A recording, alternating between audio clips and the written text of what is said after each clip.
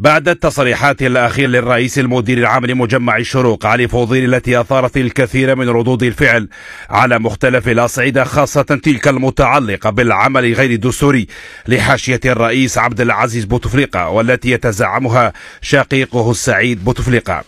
وأكد الرئيس المدير العام أن الرئيس عبد العزيز بوتفليقة سيبقى رمزا سياديا لجهاده ونضاله الكبير، غير أن محيطه ظلله في كثير من المواقف خاصة بعد مرضه ولم يحسنوا إليه، خاصة شقيقه السعيد ورجال المال الفاسد، حيث أنه منذ مرض الرئيس بدأ شقيقه السعيد يمارس سلطة أخيه بالتدرج، استهلها بالمحادثات الهاتفية مع الوزراء والتدخل في شؤون الدولة، ولعب دور الوسيط بين أجهزة الجمهورية وبين الرئيس عبد العزيز بوتفليقة.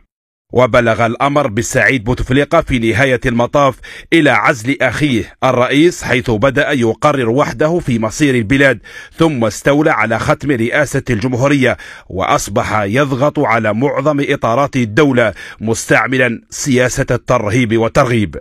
وقرب إليه أصحاب المال الفاسد من رجال الأعمال الذين كانوا ينتهجون السياسة الاقتصادية تخدم المصالح الشخصية الضيقة لنهب المال العام، والذي كان يفرضها شقيق الرئيس على الحكومة، مثل شركات تركيب السيارات التي كلفت الدولة أموالا طائلة، حيث منحت التراخيص لأصدقاء الشقيق واستفادوا من قروض بنكية وامتيازات جبائية، فيما قام باستبعاد معارضيه.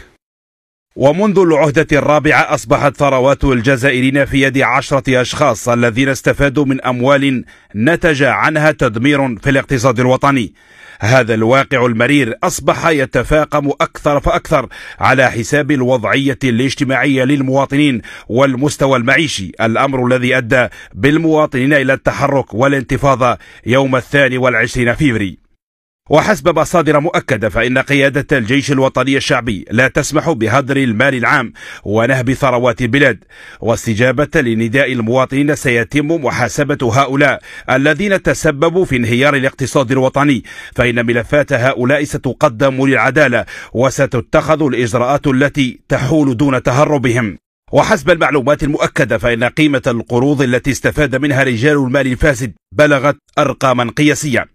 رئيس منتدى المؤسسات علي حداد بلغت قيمة قروضه 20,000 مليار سنتيم، ما يعادل $2 تقارب 60% من القروض التي استفاد منها من بنك القرض الشعبي الوطني والبنك الخارجي الجزائري. رجل الأعمال رضا كوريناف 17 مليار دينار سنتيم، أي ما يعادل $1,500 مليون.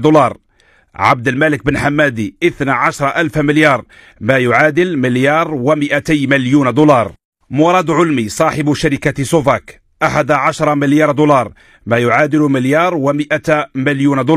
طحكوت محي الدين 9,000 مليار، ما يعادل $900 مليون، بالإضافة لكل من أيوب عيسو معزوز أحمد وغيرهم. هذه القروض لا تساوي القيمة الحقيقية لمشاريع، حيث لا تتعدى 30%، كما أن الضمانات المقدمة من هؤلاء رجال الأعمال لا تتعدى 20% من قيمة القروض الممنوحة لهم، كما أن معظم رجال الأعمال لهم جنسية أجنبية.